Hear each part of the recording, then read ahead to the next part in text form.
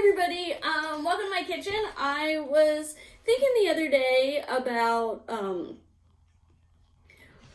those of us that maybe wanted to paint and wanted to do some art projects, and maybe there were supplies we didn't have.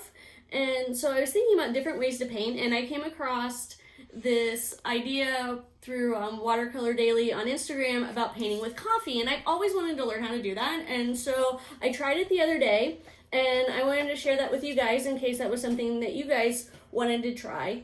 And so I know most of you don't drink coffee, but maybe your parents drink coffee, and I don't know if you guys are like me, but my coffee machine for some reason has options of 6 ounces, 10 ounces, and 15 ounces.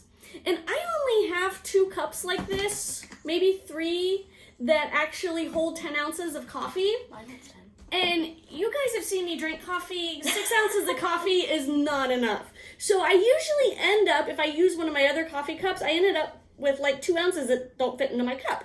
So, and this is about all you need to paint with water, paint with water and coffee. Now, straight coffee is a little too thin, and it's going to give you some really light brown. So what you do is you take this and you put it in the microwave for about 2 minutes. Basically, you're going to boil off some of that water, and then all you're going to be left with the pigment of the coffee. So I'm going to take this and I'm going to put it in the microwave for about 2.5 minutes. If you do 3 minutes, or sometimes depending on your microwave, if you do longer than 2, it'll burn and you don't want to burn it. So if you have permission to use the microwave, go ahead and put this in the microwave for 2 minutes. So I went ahead and just got this out of the microwave. You can see that about 80-90% of the liquid is gone. So the water's pretty much evaporated all out of here.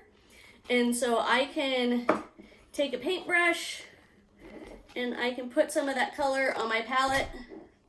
Now this is a little bit darker still than this. This is actually what I used to do this painting. And so not only did we evaporate the water off of this, it's been sitting on my counter for a couple days now. So it's really dark. So we've got 2 different shades here. We've got this medium brown that we just made. And then we've got this really dark brown that's been evaporated. That not only did we boil the water off, but it's also been evaporating for a few days. So what I'm going to do is I'm going to remake this little painting here, show you how I did that, and then you guys can just have at it and make whatever you want if you want to try this.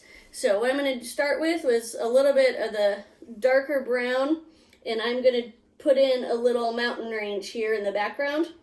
Now remember, when you do mountains, you don't want to make little triangles. So this brown here that we just made, this is going to be our water. And so what I'm going to do, just get that, and if I put that right up against the mountain range, we can kind of bring that color back down, right? Mom? Yes. Speaking of shades, this is a question that some people might have. Are you allowed to mix the coffees to make a new shade? Yes, you can mix the coffees. So put in shadows and highlights there naturally. Now if I want, I can switch to a bigger brush and kind of brush that out. I can even add water to this to get it even lighter. And that's going to kind of give me a nice blended water background. I'm going to make a really light color for my sky. And I'm probably going to trim this paper because it's a little big. Kind of lost some of my shadows in my water, so I'm going to put those back in. And the sand, and we're going to put in the palm tree now. And I think what I'm going to do is I'm going to crop this off here because I think it's just going to be a little picture. All right, so this is going to be my beach here. But where's the ocean go? We already have an ocean. Oh. Okay. Oh, I wish I could make a big coffee thing. Alright, so for our palm tree, make a little triangle there, shape. Now, for the branches of our palm tree, what we're going to do is we're going to kind of make a spider. We're going to go 1, we're going to go 2, we're going to go 3, 4, bring it out there, and then 5. So it's gonna look like a little bit of a spider or a starfish, kind of like that. And then we're gonna take our brush and we're just gonna pull some of that color down.